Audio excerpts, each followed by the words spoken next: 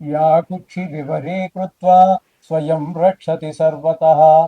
नमामि जननीं देवीं परां प्रकृतिरूपिणीं कृच्छ्रेण महता देव्या धारितोऽहं यदोदरे। तत्प्रसादात् जगदृष्टं मातुर्नित्यं नमोऽस्तु ते। पृथिव्या यानि तीर्थानि सागरादीनि सर्वतः वसन्ति यत्र तावनोमि मातरं भूतिहेतवे। మాతృదేవో భవ పితృదేవో భవ. ఇప్పుడు మనము ఏప్రిల్ నెల 2026 ద్వాదశ రాశుల వారికి గోచార ఫలితాలు ఏ విధంగా ఉన్నాయో సశాస్త్రీయమైన పద్ధతిలో తెలుసుకునే ప్రయత్నం చేద్దాము. ఇందులో నా కల్పనలు కానీ అబోధ కల్పనలు కానీ ఏమీ ఉండవండి. శాస్త్రం ఎంతవరకు చెప్పిందో అంతవరకు చెప్పడం జరుగుతుంది. ఇంకో ముఖ్యమైన విషయం ఏమిటంటే ఇది గోచార ఫలితాలు మాత్రమే. దీని మీద మీ జాతకాన్ని ఎవరి జాతకాన్ని కూడా గోచారం నిర్దేశించజాలదు. కొంతవరకు ఇండికేట్ చేస్తుంది, తెలియజేస్తుంది అంతవరకే. అది ఎంతవరకు అంటే 10 నుంచి 15% మాత్రమే. అది నిష్ణాతులైన వారు చెబితే.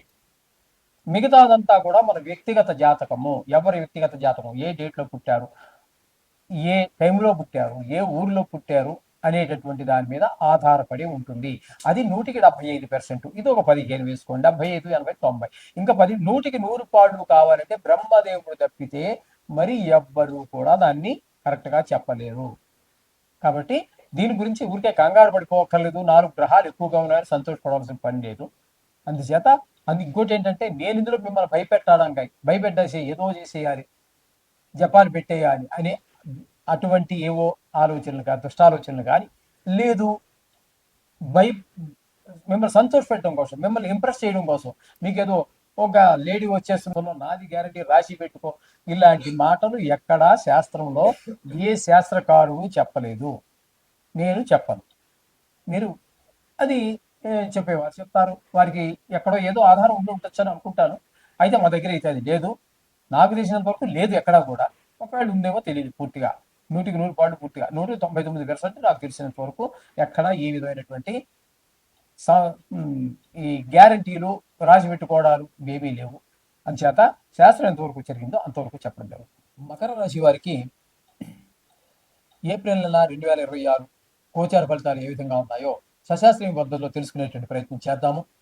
ఇక్కడ ఈ మకర రాశి వారికి ద్వితీయ స్థానంలో రాహువు నెలంతా, బుధుడు 9 రోజుల పాటు, కుజుడు ఒక 2 రోజుల పాటు సంచారం చేస్తున్నారు. రాహువు కుజుడు అనుకూలమైన పరిస్థితులు ఉండవు. అంటే ధనానికి లోటు వస్తుంది. కంటి వ్యాధులు ఉన్న వారికి కొంచెం ప్రకోపించేటట్టు, అంటే బాగా కంటి బాధ ఎక్కువ అయ్యే అవకాశం ఉంటుంది. అలాగే మాటలో కఠినత ఉంటుంది. కుటుంబంలో కూడా ఆహ్లాదమైన పరిస్థితులు ఉండవు. కానీ వీళ్ళ రాహు కుజులతో పాటుగా బుధుడు ఉన్నాడు. ఆ బుధుడు 2వ స్థానంలో ఉండటం అనేది మనకి వాంఛనీయమే. ధనానికి లోటు లేకుండా చూస్తాడు. కుటుంబంలో ఆహ్లాదకరమైన పరిస్థితి ఉండేలాగా బుధుడు ప్రయత్నం చేస్తాడు. ఇకపోతే తృతీయ స్థానంలో 4 గ్రహాల యొక్క సంచారం జరుగుతోంది. కొన్ని నెలంతాను, కొన్ని పాక్షికంగాను. కాబట్టి ఇక్కడ మనం తీసుకున్నట్టయితే శని భగవానుడు నెలంతా పూర్తిగా ఉంటాడండి. ఆ నెలంతా కూడా చాలా చక్కటి సహాయ సహకారాలు, ఇంట్లో వాళ్ళు, తెలిసిన వాళ్ళు, తెలియని వాళ్ళు, ఉద్యోగ స్థలంలో, వ్యాపార స్థలంలో అందరూ కూడా సహాయ సహకారాలు, మనసా వాచ కర్మణ ఏది కావాలని కూడా సహాయం చేస్తూ ఉంటారు. ఆ విధంగా అందరూ సహాయం చేయడం ద్వారా మనిషి ముందుకెళ్ళేటువంటి అవకాశం మరింత మెరుగుపడుతుంది. అలాగే రవి కూడా ఇక్కడ మీకు 14 రోజుల పాటు ఉన్నారు. 3వ స్థానంలో ఆయన కూడా. ఇప్పుడు శని భగవానుడు ఎంత మనకు ఉపకారం చేస్తున్నాడని చెప్పుకున్నామో అంత ఉపకారం ఆయన కూడా చేస్తాడు. ఇక కుజుడిని నెలంతా ఉంటున్నాడు. ఆయన కూడా అంటే 2 రోజులు తక్కువగా, అంటే 29 రోజుల పాటు ఆయన కూడా ఉన్నారు. ఆయన కూడా శని భగవానుడు రవి ఎంత ఉపకారం చేస్తున్నారో ఆయన కూడా వీళ్ళతో పాటు పోటీపడి మంచి సుఫలితాలు ఇస్తాడు. కాకపోతే ఈ 4 గ్రహాల్లో బుధ గ్రహం ఒకటి ఉంది. ఆ బుధ గ్రహం 10వ తారీఖు ప్రారంభమై, అంటే ఈ తృతీయ స్థానంలోకి నెలంతా ఉంటుంది. అంటే 31లో 9 తీసేయండి, 22 రోజుల పాటు మీకు బుధుడే కొంచెం ప్రతికూలమైన ఫలితాలు ఇస్తాడు. ఈ ముగ్గురు మంచి స్పీడ్గా మనకు ఉపకారం చేస్తుంటే ఆయన ఒకటి వల్ల ముగ్గురు ఒక పక్క ఉండి ఈయన ఒక పక్క ఉండటం వల్ల పెద్ద బలం, ఈయన బలం వాళ్ళని కాదని రాజనేటువంటి పరిస్థితి చాలా తక్కువగా ఉంటుంది. ఈ విధంగా ఉంటుంది. ఇకపోతే 4వ స్థానంలో రవి మళ్ళీ 15 రోజుల పాటు ఉపయోగం ఏమీ లేదు. దానివల్ల కూడా ఆయన విద్యా, భూమి, గృహాలు ఇత్యాది విషయాల్లో ఆయన అపకారమై మనకు చేసే అవకాశం ఉంది. ఇక శుక్రుడు 4వ స్థానంలో, 5వ స్థానంలో సంచారం చేస్తున్నారు. ఈయన 4వ స్థానం అయినటువంటి సుఖస్థానంలో మేషరాశిలో ఒక 19 రోజులు, తదుపరి సంక్రమణం చెంది ఆయన 5వ స్థానం అయినటువంటి మకర రాశికి 5వ స్థానం అయినటువంటి వృషభంలో నెలాఖరు వరకు. అంటే 4వ స్థానంలోను, 5వ స్థానంలోను కూడా ఆయన మంచి శుభప్రదమైన ఫలితాలనే ఇవ్వబోతూ ఉన్నారు మకర రాశి వారికి. ఆయన చాలా అనుకూలమైన ఫలితాలు. తద్వారా ఏంటంటే భూమి, గృహాలు విషయాల్లో కూడా ముందుకెళ్ళగలుగుతాము. సంతాన విషయంలో కూడా ముందుకు వెళ్ళగలుగుతాము.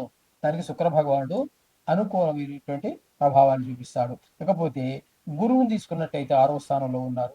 గురు బలం 6వ స్థానంలో ఏమాత్రం బలమైనటువంటి అంటే శుభప్రదమైనటువంటి ఫలితాలను ఇవ్వజాలడు. తద్వారా అనారోగ్యాలు, అలాగే రుణం చేయవలసి రావటము, అట్లాంటివన్నీ కలహాలు, అపకీర్తి కొన్ని చోట్ల విచారించవలసిన పరిస్థితులు, శత్రువులు ఎక్కువ అవడం లాంటివన్నీ కూడా 6వ స్థానంలో ఉండటం వల్ల ఏర్పడుతూ ఉంటాయి. ఇకపోతే 8వ స్థానంలో కేతు గ్రహ సంచారం జరుగుతోంది.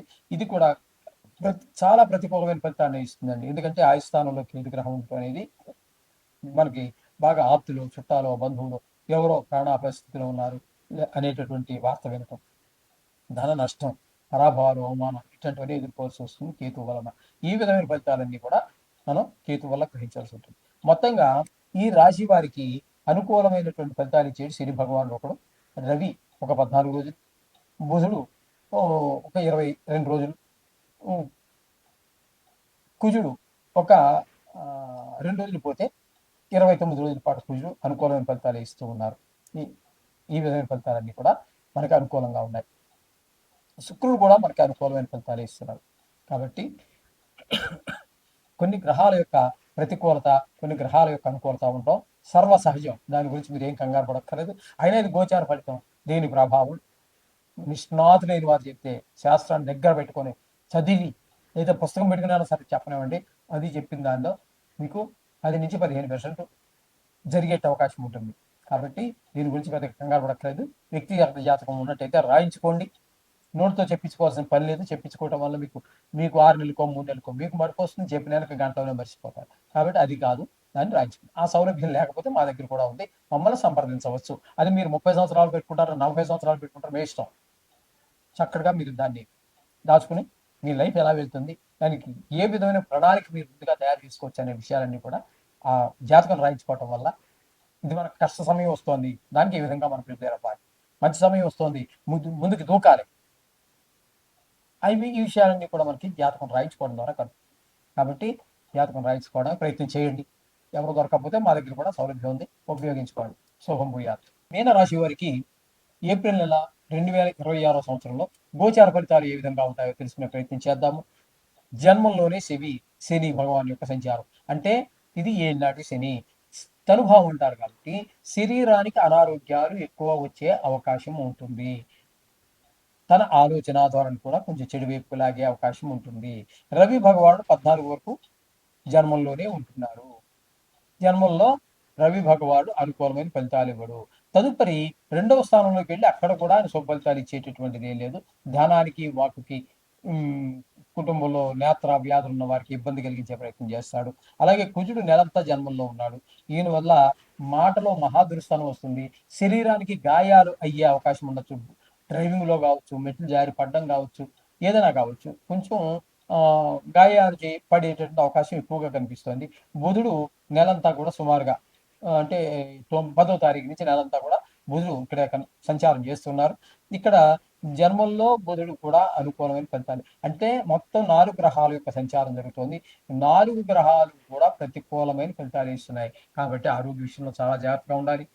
మెట్లు దిగేటప్పుడు, డ్రైవింగ్ చేసేటప్పుడు, రోడ్డు దాటేటప్పుడు, రోడ్డు మీద నడిచేటప్పుడు, ట్రాఫిక్లో ఉన్నప్పుడు చాలా జాగ్రత్తలు తీసుకోవాల్సినటువంటి పరిస్థితి.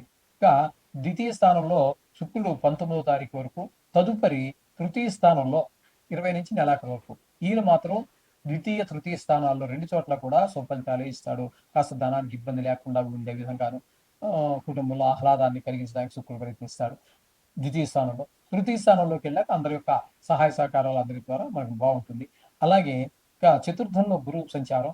చతుర్థంలో గురువు గోచార రీత్యా యోగించ జాలడు. కాబట్టి అక్కడ విద్య, భూమి, ఈ గృహము, వాహనము, స్వభావం ఇలాంటి విషయాల్లో కొన్ని ఇబ్బందులు ఏర్పడుతూ ఉంటాయి.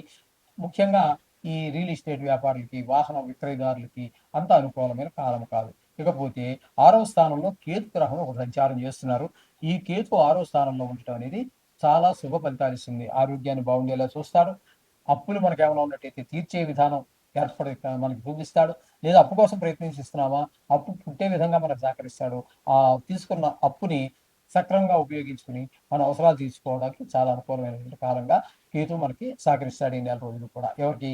మీనరాశి వారికి. కాబట్టి మీరు మొత్తంగా మనం చెప్పుకోవాలంటే వీరికి అనుకూలమైనటువంటి ఇంకా రాహువు వ్యయ స్థానంలో ఉన్నారు. బుధుడు 9వ తారీఖు వరకు, కుజుడు 2 ఈ 3 గ్రహాలు కూడా వ్యయ స్థానంలో ఉన్నవి. అన్నీ కూడా మనకు కొంచెం ఇబ్బంది పెట్టేటటువంటి ధన వ్యయము, ధన నష్టము, ఇట్లాంటివన్నీ జరుగుతూ ఉంటాయి. శత్రు భయము, కొంతమంది కారాగార శిక్ష పడటం, ఈ విధమైన పరిస్థితి. మొత్తంగా మనం చెప్పుకోవాలి అన్నట్టయితే మీనరాశి వారికి ఉపయోగపడే గ్రహం ఏంటంటే ఒక్క శుక్రుడు పూర్తిగా అనుకూలుడు. కేతువు ఒకడు అనుకూలుడు. అంతేనండి. ఈ 2 గ్రహాలు మాత్రమే అనుకూలంగా ఉన్నాయి. తక్కినవన్నీ ప్రతికూలంగానే ఉన్నాయి కాబట్టి వీరు తప్పకుండా చేసు నవగ్రహ చేసుకోవటము. వీలుంటే కనీసం 9 రోజులైనా 41 రోజులు పెద్ద కాలం అక్కర్లేదు. ఎందుకంటే నెలలోనే 41 రోజులు లేవు.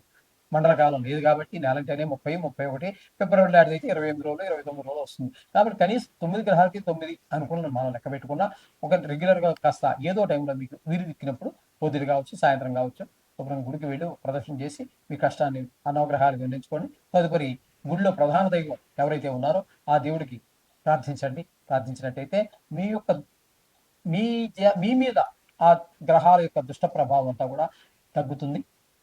కొంచెం నెలంతా కూడా ఆనందమయంగా జరిగే అవకాశం ఉంటుంది. శుభం భూయాలు.